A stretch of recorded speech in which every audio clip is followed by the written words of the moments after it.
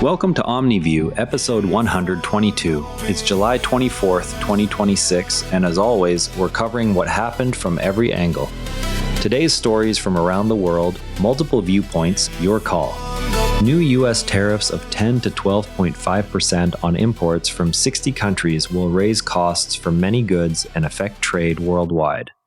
The United States has imposed tariffs ranging from 10 to 12.5% on imports from 60 countries. The measure targets products linked to forced labor. Officials describe the action as a response to concerns over supply chains. The BBC reported the tariffs as a direct step to curb imports tied to forced labor, emphasizing enforcement at ports of entry. Reuters coverage placed the move within broader U.S. efforts to reshape trade relationships, noting the wide geographic reach across partners. Both accounts describe the same tariff rates and the forced labor rationale, yet differ in emphasis on enforcement mechanics versus diplomatic signaling. One position holds that the tariffs create a practical incentive for companies to audit and shift away from suppliers using forced labor, because the added cost at the border makes non-compliant goods less competitive and encourages verifiable sourcing changes. The counterposition maintains that broad tariffs raise input costs across entire sectors, disproportionately affecting smaller importers and consumers who have limited ability to verify distant supply chains, and that targeted enforcement at specific firms would achieve the labor goal with less widespread price pressure. Supporters of the first view note that companies already face legal risks under existing forced labor bans, so the tariffs simply add an economic layer that speeds compliance. Those concerned about broad effects point out that many small importers lack the resources to trace every supplier link, leaving them exposed to sudden cost spikes they cannot easily pass along. Both sides acknowledge that the policy's reach across 60 countries means its full impact on prices and sourcing will take months to measure. What happens next? The first shipments subject to the new rates are already arriving at ports, and customs and border protection data will show how quickly importers adjust their supply lines. Shifting now to a developing story in Iraq, an Associated Press journalist heard at least 7 explosions and saw smoke near a U.S. base in Erbil. The cause remains under investigation. No immediate casualties or damage assessments were released. AP accounts focused on the immediate sensory details and the base's location in northern Iraq. Regional monitoring from the same outlet linked the incident to wider tensions involving Iran and U.S. operations in the area. The reporting treats the event as a discrete security incident whose origin is still unclear. The Associated Press notes that residents nearby reported the sounds but received no official explanation at the time. Background coverage from the outlet also references ongoing regional alerts tied to separate U.S. military activity. What happens next? Investigators are expected to release more details once the source of the explosions is identified, and local authorities have urged calm while checks continue. Meanwhile, in Germany, Chancellor Friedrich Merz has reassigned several senior government roles. The changes aim to strengthen the coalition ahead of upcoming regional elections. AP reporting presented the moves as an internal adjustment to improve coordination within the governing parties.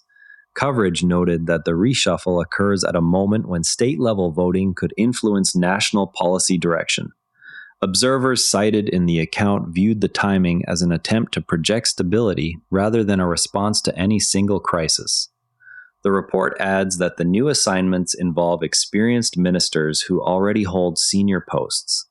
What happens next? The coalition will test whether the adjusted lineup improves its standing in the state elections scheduled later this year. Next, in Bahrain sounded sirens early Friday, warning residents to take shelter from detected incoming fire.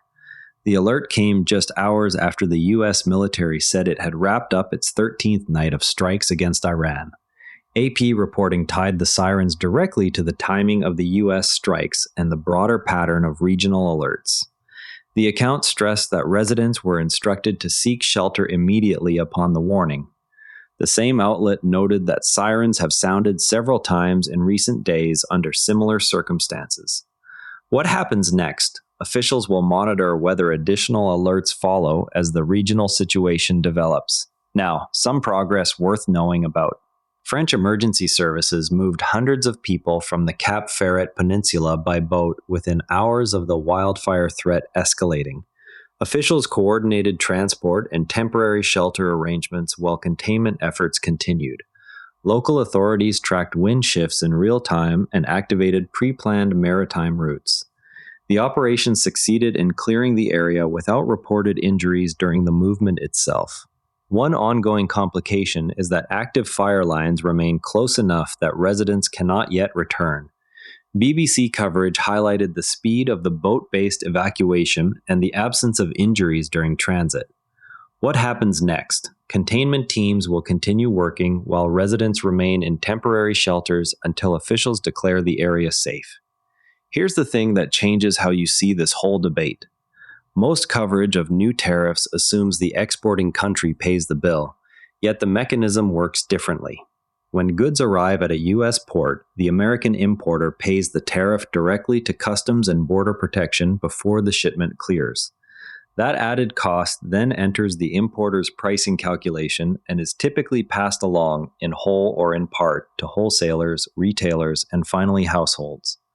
Historical episodes, such as the 2018 to 2019 tariffs on steel and washing machines, showed measurable price increases for those specific products inside the United States, even though the tariffs were formally levied on foreign shipments. Knowing this flow clarifies why broad tariff lists tend to appear in domestic inflation data rather than in the budgets of foreign governments.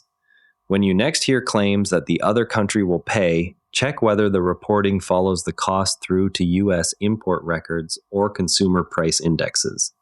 Importers often absorb part of the tariff in the short term to protect market share, but sustained pressure usually leads to higher shelf prices within months. The exact pass-through rate varies by product category and competition level, which is why some sectors see sharper jumps than others. Reviewing monthly import price indexes published by the Bureau of Labor Statistics offers one concrete way to track whether the added costs are staying with importers or moving downstream. If you want to go deeper on the tariffs, compare how the BBC and Reuters are covering the new U.S. tariffs. Tomorrow, watch for any official statement on the source of the explosions near the U.S. base in Erbil. That wraps up today's Omni View. Remember, the best informed people read more than one perspective, and the calmest ones know that most days, somewhere, something is quietly getting better. For full source links, check out today's written briefing on the Omni View Summaries page. Share this with someone who values fair coverage. See you tomorrow. And if you'd rather watch than listen, find us on YouTube at Nara Network. Links in the show notes. Quick tip from the network. Try modern investing techniques next. Modern strategies for Canadian and U.S. investors. Every Nara Network show is free at naranetwork.com. And on the website, every episode's visuals live in our free image gallery at naranetwork.com/gallery. Royalty free under Creative Commons. Download with attribution. This episode used AI voice synthesis of my voice. Editorial selection and analysis are my own.